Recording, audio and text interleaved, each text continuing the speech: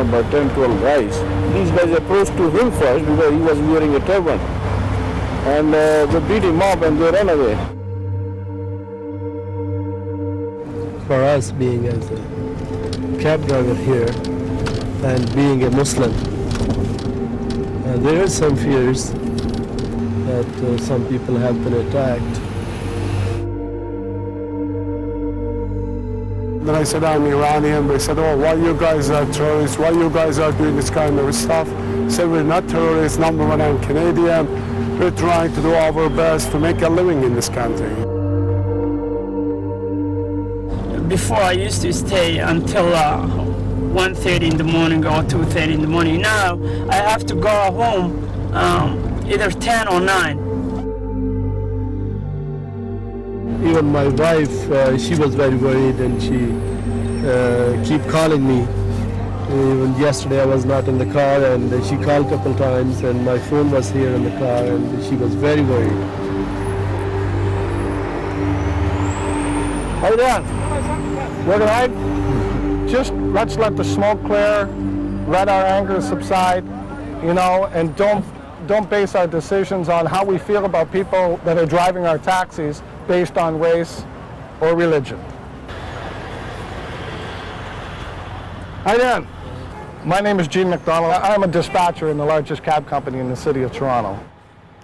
I drove for 7 years. I've been dispatching approximately 20 years. How you doing, man? I'm publisher of Cab Connection, which is an industry magazine. On the Wednesday, my magazine hit the street, and everywhere I was delivering, I was noticing that there was a large amount of cabs sitting.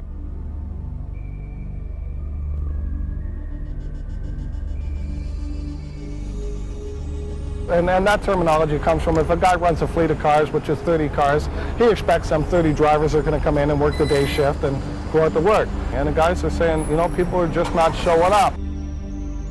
And then what I do is I deliver the balance of my magazine on hotels, guys sitting on post, and I normally shake hands and talk to them. Okay.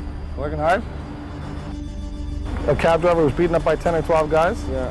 Really? Well, you know, we don't want to jump. And I started noticing there was a lot of problems. Like guys are saying, you know, it's been rough out here the last couple of days, and you know, and because of their name and where they may be from. Was it related to what happened in New York? Yeah, I think so.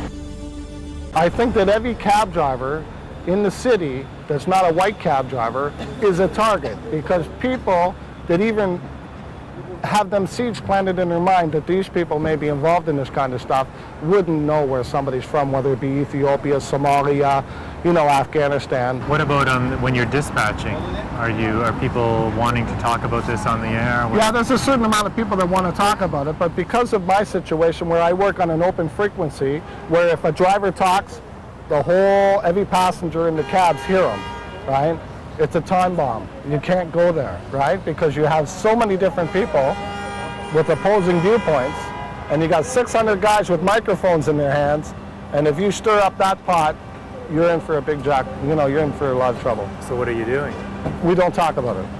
It's a non-issue, and I've made it perfectly clear that this is a situation I will discuss with anybody, but I'll do it on my own time, one-on-one. I've heard really, really dumb comments on the radio, and never acknowledged that they've been said, but at some point, 10, 15 minutes later, I'll have that driver call the office, and I'll say, you know, don't say stuff like that. Think about what you say. Some of the drivers, they don't want to put their ID in the back there to see the name, and people will know that he's a Muslim, and it's fearful. My middle name is Osman, and Osman is Arabic name, which is one customer the other night. I was going where the destination he was going, and then he see my photo, which my name is on it.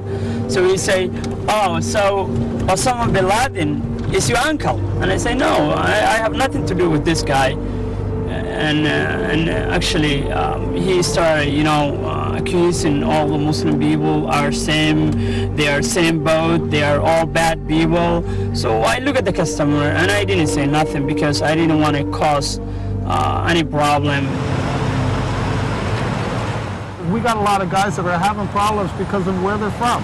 You know, they read their names on the picture cards, and right away they start getting grief. picture card and the name and the photo. That's right. is the main And they problem. start asking them, "Where are you from Afghanistan?" But before this happened, nobody would ever And ask many you. customers today they ask me, Yeah. which country you from?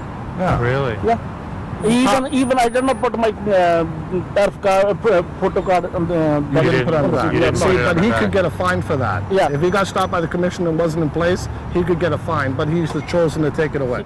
What I want to do is bring this in front of the members of council and have them vote on it. It's going to take them 10 minutes. So you guys are agreed now that you'll Yeah, talk. that's what we'll do. and Sure move on? enough? Yeah. Okay, we'll get it done. Kuldeep is someone that can help me expedite the process of getting these picture cards taken from the back seat of cabs. Why is that so important? Well, I think it's important now in light of what happened in New York City. When people are getting in the back seat of cabs now, they're looking at the driver's picture and his name, and it's usually, "Where are you from?" What separates you from the white people who are getting in the cabs, who are saying these things? Why aren't you like them? Somebody went in front of my car on the bicycle, and I slammed the brakes, and I scared my kids. He was carrying boards on his shoulders, and I called him a racist name, and he in turn called me a racist name. And as I went through the intersection, I said to my wife, "That's unbelievable that even happened."